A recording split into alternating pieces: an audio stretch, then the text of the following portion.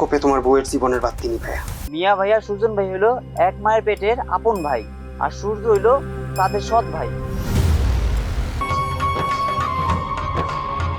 এই সংসার যদি কিয়ামত নাই মা আসে, তারপর তোমার সৎ ভাইয়ের আমি এই সংসারে মেনে নিব না। তুই জানোস না তোর ভাইও তোরে কত ভালোবাসে? জানি ভাইও, আমিও তোমার অনেক ভালোবাসি।